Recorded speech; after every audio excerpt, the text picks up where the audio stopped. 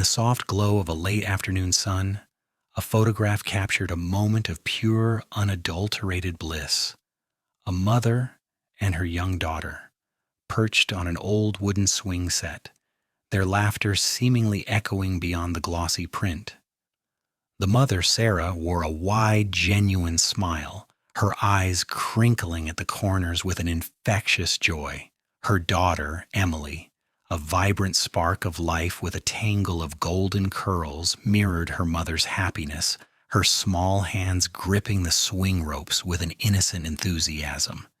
It was the kind of picture that families framed, a perfect tableau of love and security, a snapshot of an idyllic life.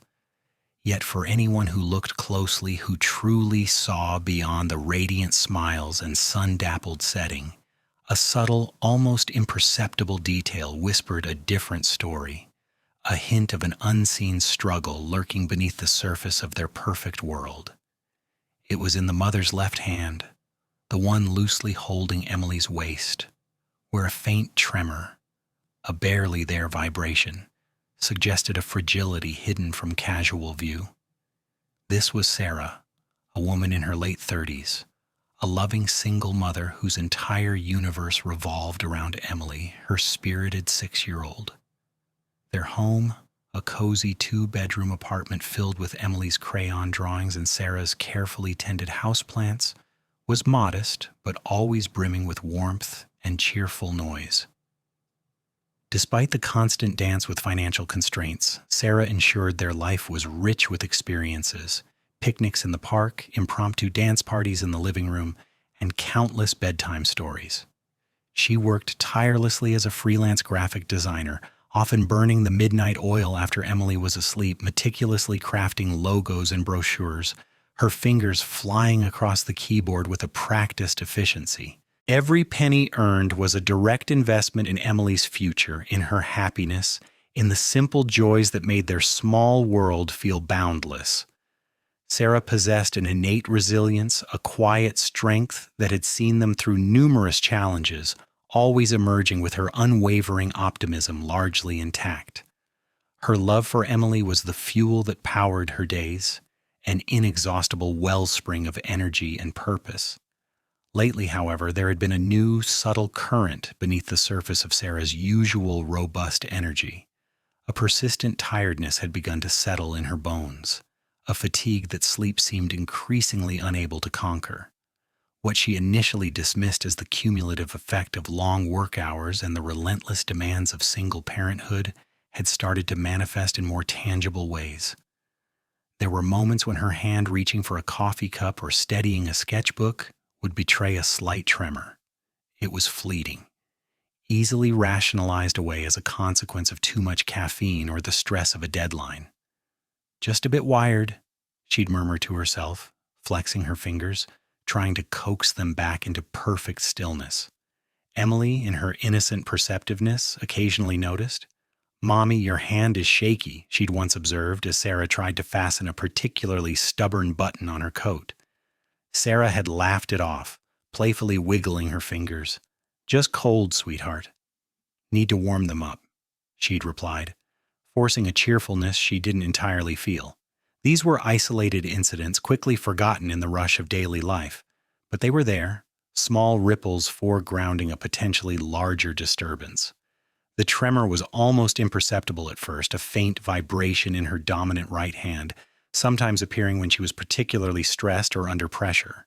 She attributed it to exhaustion, to the endless juggling act of being both provider and primary caregiver, the sheer mental load of managing freelance projects, budgeting every expense, and still finding the energy to be an engaged, playful mother was immense. "It's just stress," she'd tell her reflection, pinching the bridge of her nose. "Everyone gets a little shaky when they're stressed." She'd tried to combat it with more herbal tea, earlier bedtimes, and even a brief foray into meditation apps. But the subtle quivering persisted, a quiet hum beneath her skin. It was an annoyance, nothing more, easily hidden beneath a confident smile or a quick change of posture. Life had a way of throwing curveballs, and Sarah had always prided herself on catching them, adapting and moving forward. This, she felt, was just another one of those minor adjustments. Yet deep down, a flicker of unease had begun to ignite. The tremor wasn't always just stress-induced anymore. It would appear when she was perfectly calm, sipping her morning tea or reading Emily a story. It was intermittent, unpredictable, and slowly, stubbornly, growing more frequent. It had started to impact her work, forcing her to redraw lines or take longer to precisely place elements in her designs. She developed a habit of resting her forearm on the desk, or subtly bracing her hand against something, anything, to keep it steady when she needed precision. Still, she dismissed it. She had to. For Emily's sake, she had to be strong, unflappable. There was no room for weakness, no time for worry. Their happiness, their stability, depended on her. Everything would be fine. It had to be. If this story has resonated with you, if you find yourself drawn into the quiet strength of Sarah's spirit and the tender bond she shares with Emily, we invite you to be a part of our community. Please subscribe to our channel for more compelling stories of resilience, hope, and the extraordinary everyday battles people face. Your support helps us bring these powerful narratives to life. The subtle tremors that Sarah had initially dismissed as mere fatigue began an insidious escalation, weaving their way into the fabric of her daily existence. What started as an occasional flutter in her fingers grew into a more persistent, unsettling vibration, especially pronounced when she attempted tasks requiring even a modicum of precision. Pouring Emily's morning cereal became an anxious exercise, the milk carton feeling unwieldy, a small cascade often splashing over the bowl's rim. Buttoning Emily's coat, once a routine act of maternal care, transformed into a frustrating struggle, her thumb and forefinger refusing to coordinate with their usual ease. Emily, with the keen, unfiltered perception of a 5-year-old, would sometimes gently offer, "Mommy, let me help." Her small, steady hands reaching for the errant button, unknowingly highlighting Sarah's growing difficulty. This worsening tremor was not confined to her hands alone. A general sense of physical unease, a pervasive weakness, started to settle upon her. Lifting groceries from the car felt heavier, her arms aching with a dull, persistent throb. The vibrant energy she had always commanded, the boundless wellspring of stamina that allowed her to juggle a demanding job, house chores, and full-time single parenting, seemed to be slowly draining away, leaving her perpetually exhausted. Even her voice, usually clear and resonant, occasionally wavered, a slight huskiness creeping in, particularly at the end of a long day.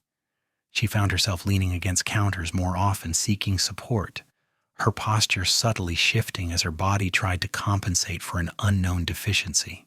The true antagonist in this unfolding drama was not a person, but an invisible, relentless force, an undiagnosed illness, a silent enemy that threatened to dismantle the carefully constructed world she had built for herself and Emily. It was a foe without a name, without a face, yet its insidious presence was increasingly palpable, threatening to unravel the very foundations of their lives. Each dropped plate, each spilled cup, each moment of uncharacteristic clumsiness chipped away at Sarah's confidence, seeding a deep-seated fear. What if this wasn't just stress? What if it was something more sinister, something that could steal her ability to care for Emily, to be the strong, unwavering mother her daughter so desperately needed? The thought was a cold, insistent shiver down her spine, a terror far more potent than any physical discomfort. In her initial attempts to understand and alleviate these perplexing symptoms, Sarah embarked on a familiar path of self-diagnosis, sifting through common ailments. She attributed the tremors to insufficient sleep, the relentless demands of her job, or perhaps a temporary vitamin deficiency. She tried to bolster her routine with extra rest, forcing herself to bed earlier, though often lying awake, her mind racing with unfounded anxieties. She invested in a myriad of over-the-counter remedies, magnesium supplements for muscle cramps, herbal teas for nerve support, and even a wrist brace she hoped would somehow magically stabilize her trembling hand.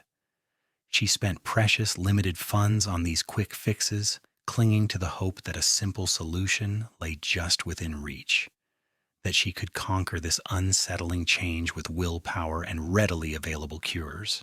She reasoned that perhaps her diet was lacking, and conscientiously added more leafy greens and lean protein to their meals, hoping a nutritional boost would restore her former vigor.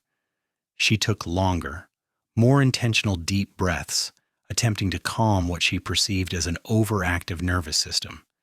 She even downloaded mindfulness apps, dimly aware that stress was often cited as a culprit for a myriad of physical complaints, and fervently wished that a few guided meditations could somehow quiet the internal vibrations that now permeated her very being. However, despite these earnest, desperate attempts, none of them yielded any lasting relief. The tremor in her dominant hand, her right hand, the hand she used for almost everything, continued its relentless progression. It was particularly noticeable when she signed Emily's school permission slips, her once elegant cursive now a jagged, uncertain scrawl. Holding a toothbrush steady, applying mascara, or even just stirring a pot on the stove became tasks fraught with difficulty, requiring immense concentration and often ending in mild frustration.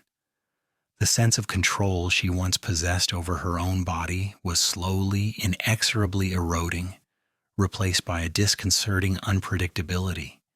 She could no longer simply trust her hands to perform basic functions. Every movement now required conscious effort and an anticipatory dread of failure.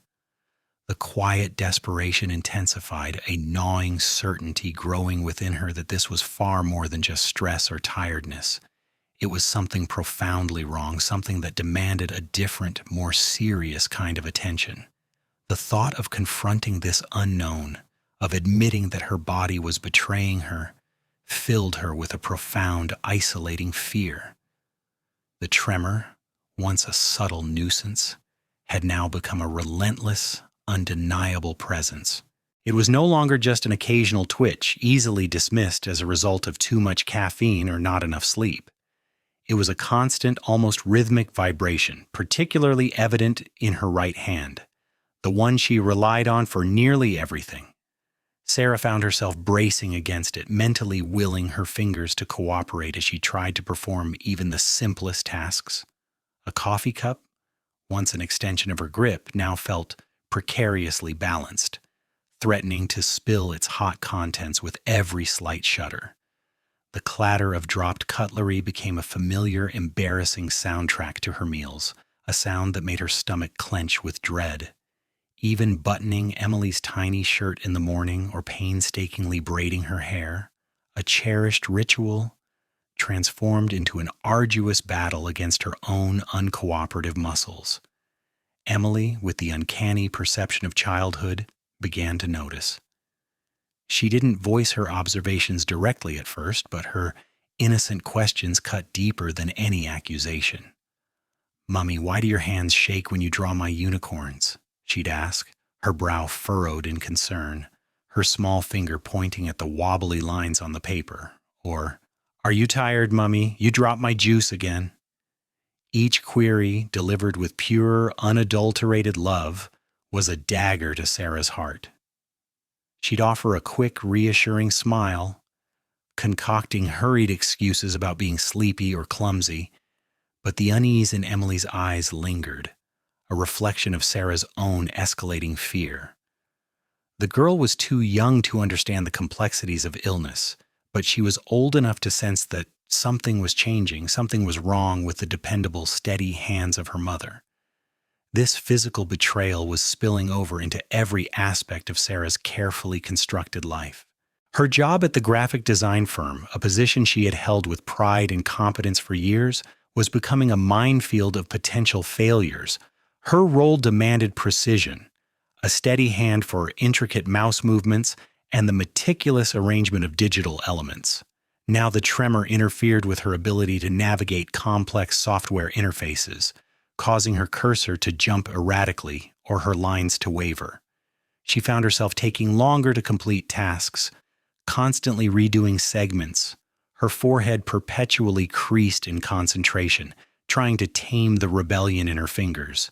Colleagues, typically good-natured and understanding, had started to cast fleeting, concerned glances her way, their unspoken questions hanging heavy in the air. Her manager, a stickler for deadlines and quality, had recently inquired, with a carefully masked politeness, if everything was all right, suggesting she might be overworked or needed a break. The fear of losing her job was a cold, constant companion, tightening its grip around her chest. This wasn't just about financial security, it was about her identity, her ability to provide, her fundamental role as Emily's sole provider. Without this job, how would she pay the rent? How would she keep food on the table, buy new shoes for Emily, or save for the future she so desperately wanted for her daughter? The anxiety gnawed at her, fueling sleepless nights where she would lie awake staring at the ceiling, imagining the worst-case scenarios, her hand twitching involuntarily even in the darkness. The weight of responsibility felt crushing, almost suffocating. Every dropped pen, every missed keystroke, every moment of visible instability chipped away at her confidence, eroding the bedrock of her self-reliance. The culmination arrived on a Tuesday afternoon. She was in a crucial meeting presenting a client proposal. As she gestured towards the projection screen, her hand, holding a laser pointer, began to shake violently, the red dot dancing uncontrollably across the sleek presentation. A collective gasp rippled through the room. Her manager cleared his throat awkwardly, stepping in to take over the pointer. The humiliation burned, hot and deep, leaving her flushed and disoriented. That evening after Emily was asleep, Sarah sat alone in the quiet apartment, the silence amplifying the frantic rhythm of her own heart. She looked down at her right hand, now resting in her lap, still trembling faintly. The decision, though terrifying, was clear. She couldn't ignore this any longer. She couldn't pretend it would simply disappear. For Emily, for herself, she had to face it. With a deep, shuddering breath, Sarah reached for her phone. Her fingers fumbled slightly as she navigated to her healthcare provider's website. The glowing screen illuminated her worried face. The thought of confronting a potential grim diagnosis was terrifying, a monster lurking in the shadows, but the alternative, allowing this unspoken affliction to consume her life and jeopardize Emily's future, was far more unbearable. As she typed in the doctor's office number, her thumb hovered over the call button, a wave of cold dread washing over her. But then she pictured Emily's innocent, questioning eyes, the worried tilt of her head. That image gave her the courage. She pressed call. The faint tremor in her hand persisted, a stark reminder of the battle ahead, but now it was accompanied by a flicker of resolve, a desperate hope that answers and perhaps relief were finally within reach. The receptionist's cheerful voice on the other end felt like the first step on a long, uncertain journey. The following weeks blurred into a dizzying cycle of appointments, sterile waiting rooms, and the incessant hum of medical machinery. Sarah navigated through a labyrinth of specialists, each clinic a new chapter in her increasingly unsettling diagnostic journey. First, the general practitioner, who, after a thorough but ultimately inconclusive examination, referred her to a neurologist. The neurologist, a kind-faced woman with piercing eyes, conducted a battery of tests that felt both invasive and bewildering. There were nerve conduction studies, where small electrical impulses made her muscles twitch involuntarily, and electromyography, where fine needles pierced her skin, mapping the electrical activity within her limbs. Then came MRIs, the claustrophobic thrum of the machine echoing her internal anxieties, and blood tests, countless vials drawn, searching for some elusive marker, some definitive clue. Each test brought a fresh wave of hope, quickly followed by a crushing disappointment when the results came back inconclusive, or merely pointed to more questions. The doctors spoke in hushed tones, using complex medical jargon that often left her feeling more confused than enlightened, yet always with an underlying current of grave concern. The most challenging part of this process was the agonizing wait between tests and results. Days stretched into weeks, each one punctuated by the gnawing uncertainty. She tried to maintain a semblance of normalcy for Emily, ensuring their routines remained undisturbed, but the strain was immense. She found herself constantly watching her hands, analyzing every slight tremor, every lost grip, transforming everyday actions into microscopic anxieties. The tremor intensified during these periods of stress, a cruel amplifier of her fear. She researched late into the night, falling down rabbit holes of medical forums and academic papers, only to emerge more frightened by the myriad of possibilities, many of them terrifying. Finally, after what felt like an eternity, the neurologist called her back in. The atmosphere in the consulting room was different this time. Heavier, more somber. The doctor sat opposite her, not with the usual reassuring smile, but with a look of profound empathy mixed with professional solemnity. "Sarah," she began, her voice soft, "we have the results from your latest genetic sequencing and some specialized antibody tests." Sarah's heart pounded against her ribs, a frantic drumbeat demanding answers. The doctor continued, explaining a complex interplay of genetic predispositions and autoimmune responses, detailing how her body's immune system was mistakenly attacking parts of her nervous system. The term she used, rare and unfamiliar, hung in the air. A progressive, autoimmune neurological condition. It was a mouthful of syllables that tasted like ashes, a sentence pronounced without a verdict. The news hit Sarah like a physical blow. A cold dread seeped into her bones, chilling her to the core. The doctor continued to speak, explaining the prognosis, the potential treatments, the progression of the disease, but her words became a muffled drone, absorbed into the deafening roar of Sarah's internal panic. Progressive, autoimmune, neurological. Each word was a nail hammered into the coffin of her former life. She heard chronic, degenerative, no cure, though the doctor also offered management, slow progression, and symptomatic relief. It was a devastating blow, a diagnosis filled with uncertainty and fear, a cruel twist of fate that threatened to unravel everything she had built. The world outside the doctor's office suddenly seemed muted, distant, as if she were viewing it through a thick, distorting pane of glass. Returning home, the weight of the diagnosis pressed down on her, an unbearable burden. She went through the motions of making dinner, helping Emily with her homework, and reading her a bedtime story, all while a storm raged within her. How could she tell Emily? How could she continue to be the strong, unwavering mother her daughter needed when her own body was betraying her, slowly, inexorably? The implications for her future, and especially for Emily's well-being, were overwhelming. Would she lose her independence? Would she become a burden? The thought of Emily caring for her instead of the other way around brought tears stinging to her eyes, tears she desperately fought to hold back. She struggled to maintain a brave face, plastering on a smile that felt brittle, a mask barely concealing the terror lurking beneath. Emily, with her uncanny, childlike intuition, sensed her mother's distress. That evening, as Sarah tucked her into bed, Emily's small hand reached out, gently stroking Sarah's cheek. "Mommy, are you sad?" she whispered, her big, earnest eyes searching Sarah's face. "Your smile looks soft." Sarah's heart ached. She squeezed Emily's hand, a fierce love surging through her.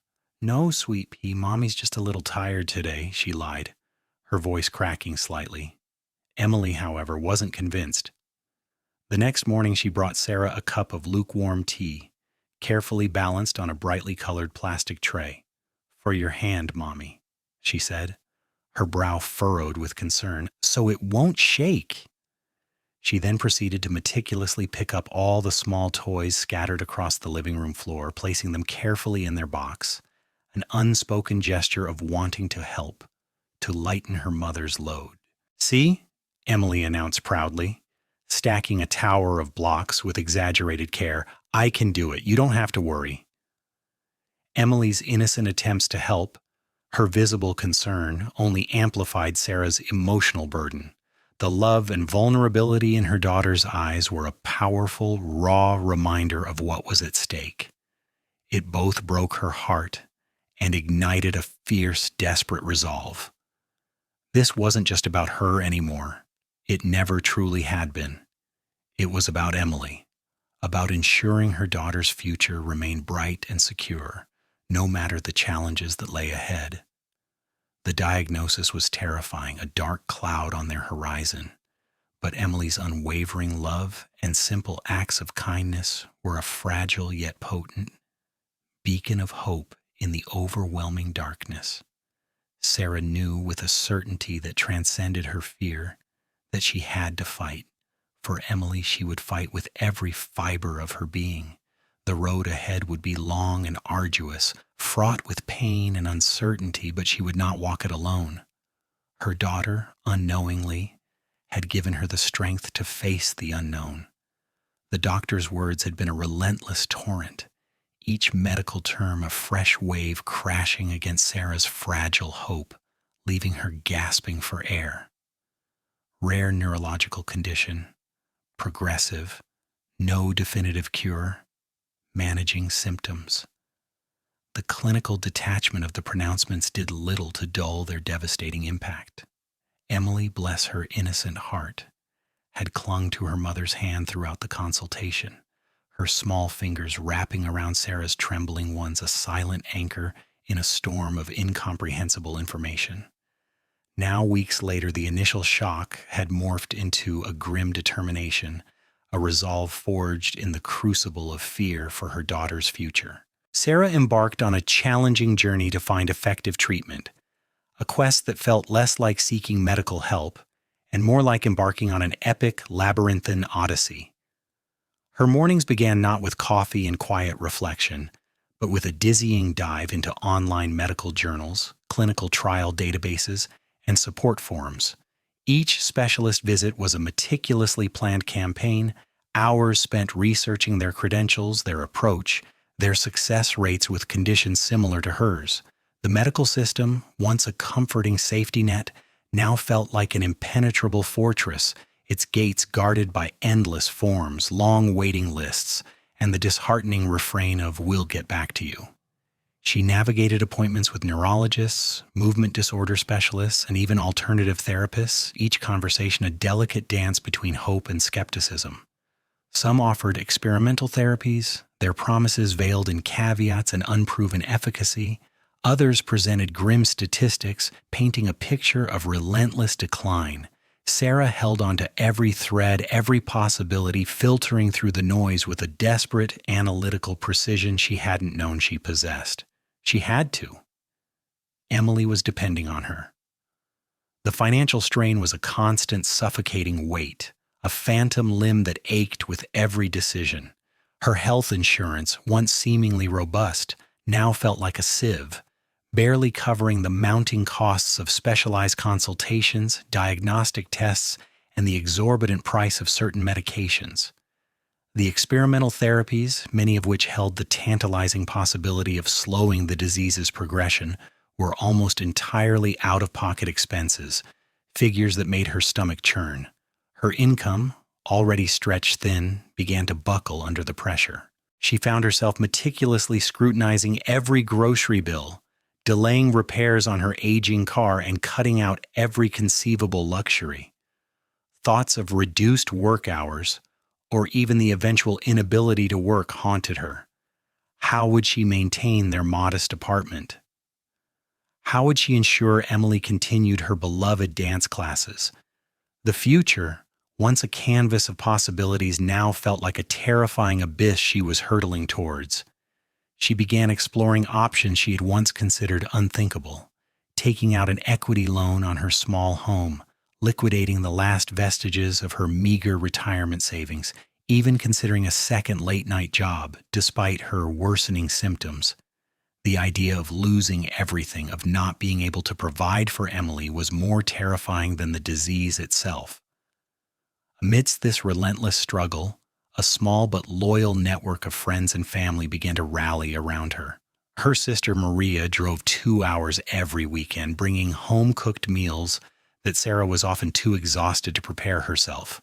Maria would also take Emily for an afternoon, giving Sarah precious hours of uninterrupted rest or allowing her to attend appointments without worrying about childcare. Her best friend Liz, a pragmatic financial planner, spent countless evenings helping Sarah untangle the labyrinthine world of medical billing and insurance claims, identifying potential grants and assistance programs. She even organized a small, discreet online fundraiser among their mutual acquaintances, much to Sarah's initial embarrassment, but ultimately profound gratitude. Neighbors offered to carpool Emily to school, alleviating Sarah's concerns about driving on particularly shaky days. Emily's school teacher, Mrs. Jenkins, noticed Sarah's increasing difficulties and offered a quiet, consistent source of emotional support, often staying after school to simply listen, offering a cup of tea and a comforting presence. These acts of kindness, both large and small, were lifelines in a turbulent sea. They reminded Sarah that she wasn't entirely alone, that her battle, while deeply personal, was not hers to fight in complete isolation. The power of community, often overlooked in the relentless pursuit of individual progress, became her unexpected sanctuary. Their unconditional love and practical assistance provided moments of respite, brief periods where the crushing weight of her condition lifted, replaced by a warm, encompassing sense of belonging. Sarah clung to these connections, drawing strength from every shared meal, every comforting word, every knowing glance. They were the silent warriors in her corner, helping her to maintain a semblance of normalcy for Emily, shielding her daughter from the full brunt of the medical and financial anxieties. Their support was an invisible shield, allowing Sarah to continue her relentless fight for treatment, to keep searching for that elusive glimmer of hope, that single path forward that might just offer her a chance to be there for Emily for many years to come. The journey was far from over, but with them she didn't have to face the darkness entirely alone. The receptionist's cheerful voice, a stark contrast to Sarah's internal turmoil, guided her through scheduling. Days later, Sarah sat in a sterile waiting room, the quiet hum of fluorescent lights amplifying her anxiety. The initial consultations had been a blur of questions, examinations, and the unsettling feeling of being a medical mystery. Doctors had explored every common ailment, every plausible explanation, but each test result returned inconclusive, pushing them further into the labyrinth of rare conditions. The tremor, though frustratingly intermittent at times, was undeniably present, a live wire beneath her skin, occasionally sparking into uncontrollable spasms. Emily, bless her heart, had tried to make light of it, calling it her wiggle hand, but Sarah saw the concern in her daughter's eyes, a reflection of her own burgeoning fear. Then, after what felt like an eternity of medical limbo, came the referral to a renowned neurologist specializing in movement disorders. This new doctor, Dr. Aris, was different. He possessed a quiet intensity, his gaze analytical yet reassuring. He didn't just look at the symptoms, he seemed to see the person behind them. He ordered a battery of specialized tests, some invasive, others merely tedious. Sarah endured them all, fueled by the image of Emily's hopeful face. The financial burden continued to mount, each new test a fresh stab at her already dwindling savings, but she pushed those anxieties aside, focusing solely on the possibility of an answer. Finally, the day arrived for the results. Dr. Aris sat across from her, his expression unreadable. He spoke slowly, carefully, explaining complex neurological pathways and genetic markers Sarah struggled to grasp. But the core message resonated with chilling clarity, a diagnosis of a rare progressive neurodegenerative disorder. Though not immediately life-threatening, It was incurable, characterized by worsening motor control and cognitive decline over time. Her particular variant, however, presented with a more atypical progression, offering a sliver of hope for intervention. He mentioned an experimental clinical trial, a new gene therapy showing promising results in early-stage patients. It was a long shot, he cautioned, unproven with potential side effects, but it offered the one thing Sarah hadn't dared to hope for: a chance, however slim, to slow the relentless march of the disease. A fragile, unexpected glimmer of hope pierced through the dense cloud of despair that had enveloped Sarah. This wasn't a cure, Dr. Aris had emphasized, but a potential reprieve, a chance to buy time, to extend the years she had with Emily, maintaining her independence and quality of life. The treatment involved a series of intricate infusions, a demanding regimen that would require frequent hospital visits and a significant commitment of time and energy. It was a daunting prospect, a path fraught with unknowns, and her mind raced with the implications. Could she manage the physical toll? What about Emily? How would this impact their already fragile routine? Her internal struggle was immense. On one hand, the desperate yearning for a solution, for any sign of control over her own body, screamed at her to seize this opportunity. On the other, a torrent of doubts and fears threatened to drown that nascent hope. The cost, even with potential trial coverage, would still be substantial, and the disruption to their lives would be profound. There was the risk of the treatment failing, or worse, causing adverse effects that could accelerate her decline. The thought of putting her body through such an ordeal only to emerge worse off was terrifying. She envisioned Emily, bright and full of life, needing her mother, and the possibility of being less capable, less present, was a torment she couldn't bear. That evening, after Emily was asleep, Sarah sat at her kitchen table, a single lamp casting long shadows across the room. She held a brochure about the clinical trial, her thumb tracing the complex diagrams of DNA. She thought of all the little things she did for Emily, braiding her hair, helping with homework, holding her hand on walks, and how her tremor was already making some of them difficult. This wasn't just about her anymore. It was about Emily's future, about ensuring she had a mother who could be there for her, truly present, for as long as possible. The core of her being yearned for a fighting chance. She had always prided herself on her resilience, her ability to overcome obstacles for her daughter's sake.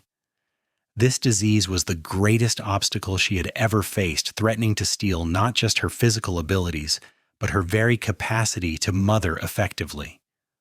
Looking at a photo of Emily smiling widely, her eyes shining with innocent trust, Sarah felt a surge of fierce, protective love. It was Emily's unwavering affection, her simple belief in her mother, that provided the final, decisive push. With a newfound quiet determination, Sarah made her decision. She would pursue the treatment. She would face the demands, the risks, the uncertainty, all for the chance to give Emily more of her mother, whole and capable. A deep breath filled her lungs, a breath not of resignation, but of renewed purpose. The path ahead was arduous, she knew, but she would walk it with courage, fueled by a mother's boundless love. There was no guarantee of success, but there was the promise of a fight, and Sarah was ready to fight. She picked up her phone, her fingers steadier than they had been in months, and drafted an email to Dr. Aris confirming her participation in the trial.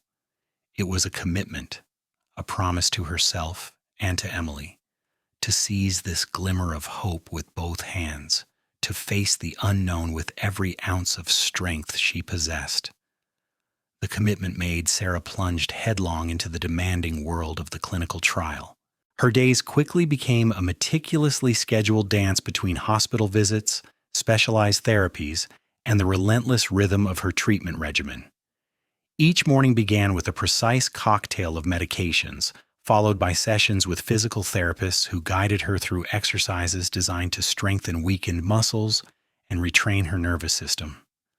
Occupational therapists offered innovative techniques to adapt daily tasks, helping her learn new ways to hold a pen, pour a glass of water, or even button a shirt, mitigating the impact of the tremor that, for now, still stubbornly persisted.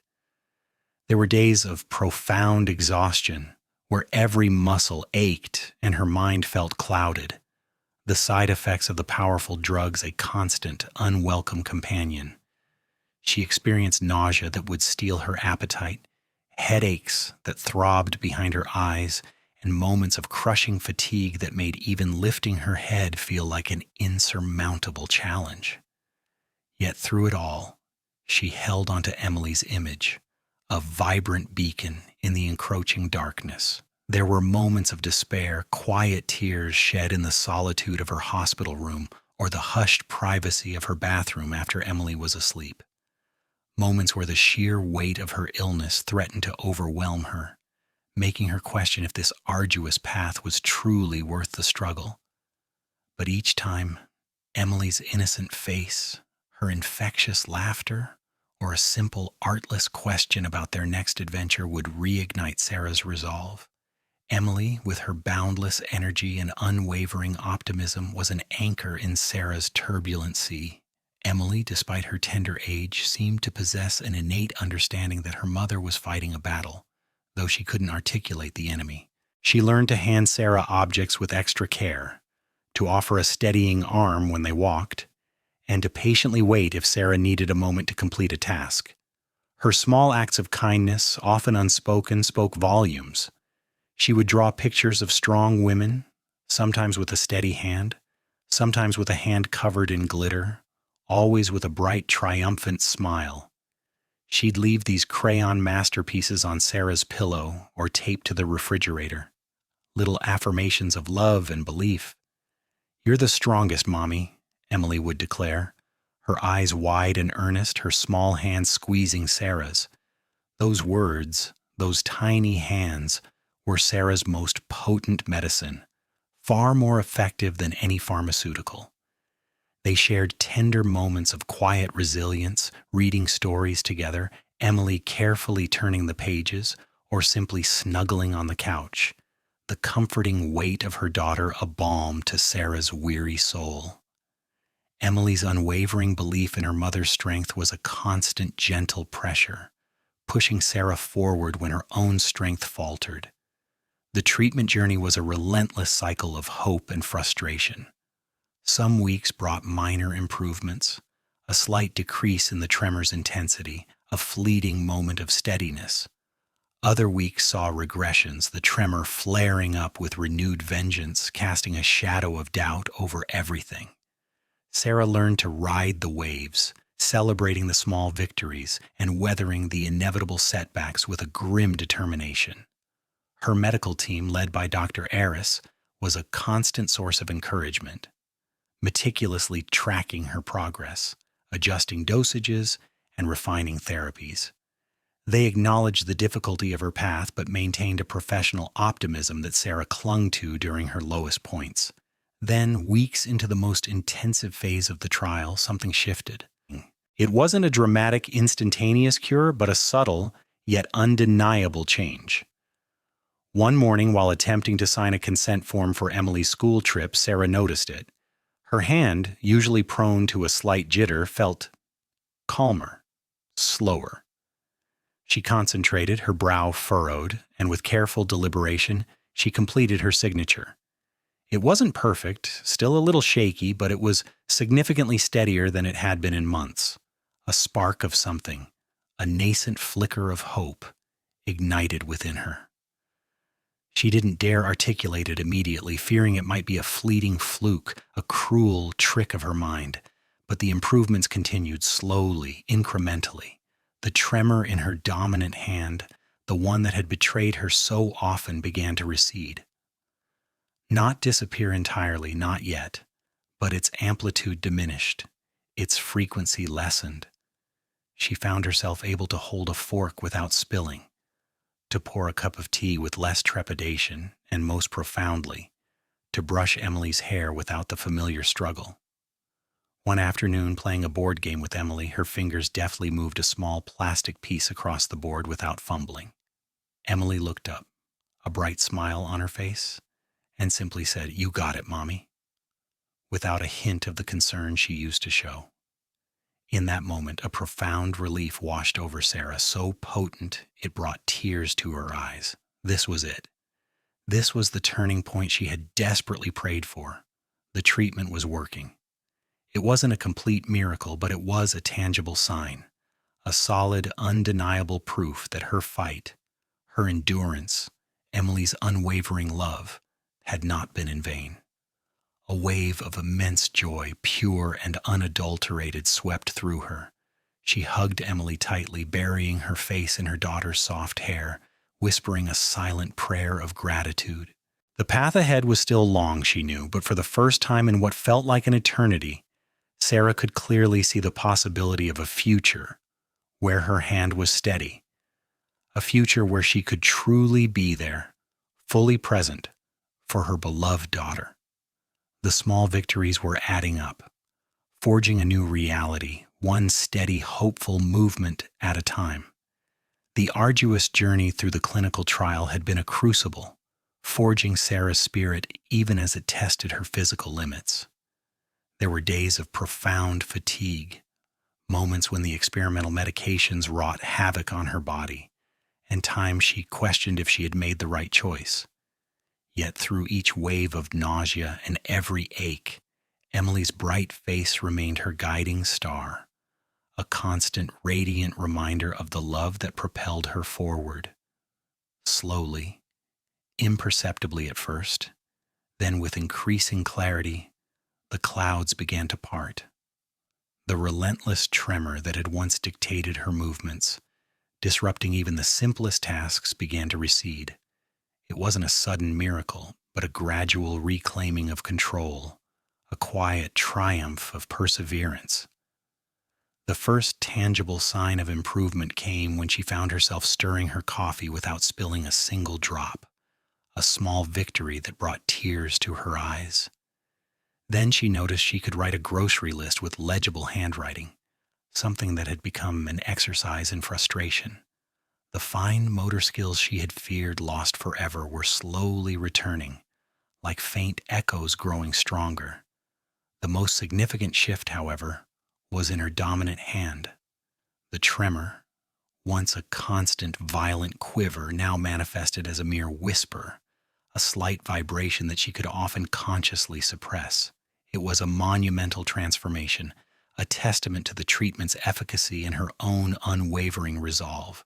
Life, once a series of carefully managed compromises, began to expand its horizons. Sarah could tie Emily's shoelaces without struggle, help her with intricate craft projects, and even hold a steady camera to capture their joyful moments. The fear of dropping things, of appearing incompetent, slowly dissipated, replaced by a growing confidence. Her condition had stabilized, marking an incredible turning point. While the neurological condition wasn't cured in the traditional sense, the underlying vulnerability remained, and she would require ongoing management. The significant control she had regained over her symptoms allowed her to step back into a semblance of normalcy. The world no longer felt like a precarious obstacle course. It was a place she could navigate with a newfound ease. The emotional landscape of their lives had also undergone a profound shift. The pervasive anxiety that had shadowed Sarah for so long lifted, replaced by a buoyant hope. She could see a future stretching out before them, a future where she could actively participate in Emily's life, not just watch from the sidelines. Emily, ever observant, noticed the change too. Her innocent questions about Mama's shaky hands dwindled, replaced by comments about how strong Mama was now. Their interactions became freer, unburdened by the unspoken worry that had previously permeated their days. The laughter in their home grew louder, more unrestrained, reflecting the lightness that had returned to Sarah's spirit. One sunny afternoon, months after the most intensive phase of her treatment had concluded, Sarah and Emily found themselves in a familiar setting, a local park, vibrant with the colors of early summer. Emily, now a little older, and full of boundless energy, was swinging high, her giggles echoing through the air. Sarah watched her, a deep sense of peace washing over her. The past years had been a brutal test, a walk through a valley of shadows, but they had emerged on the other side stronger and more connected than ever. As Emily ran towards her, flushed with excitement, she threw her arms around Sarah in a tight hug. "Mama, let's take a picture," she exclaimed, pulling out an old phone from Sarah's bag. It was the same park bench where they had taken that first poignant photograph, the one that unknowingly captured the beginning of Sarah's struggle. This time, as they settled onto the bench, Emily snuggled close, her head resting on Sarah's shoulder. Sarah extended her arm, holding the phone steady, her fingers firm around its frame. She adjusted the angle, a soft smile gracing her lips, then pressed the button. The flash illuminated them, capturing a moment of pure, unadulterated joy. Later, as Sarah looked at the image, her heart swelled with gratitude. There they were, mother and daughter, posed happily, just as before. But this time, Sarah's hand, clearly visible in the foreground, was steady. Not a tremor, not a hint of the debilitating illness that had once threatened to consume her. It was a symbol, potent and undeniable, of her triumph, her resilience, and the unbreakable bond that had fueled her fight. The journey had been arduous, filled with fear and uncertainty, but ultimately it had been a testament to the extraordinary power of hope, the unwavering strength of a mother's love, and the profound determination to reclaim a future that once seemed lost. The photograph was more than just an image. It was a narrative etched in light, a declaration that even in the face of life's most daunting challenges, courage and love can light the way home. If this story touched your heart, please take a moment to like, share, and subscribe to our channel for more compelling narratives of human spirit. And tell us in the comments below, what seemingly insurmountable challenges have you overcome in your own life? We love hearing your stories of resilience. Don't forget to check out our next video for another inspiring tale that reminds us of the incredible strength within us all.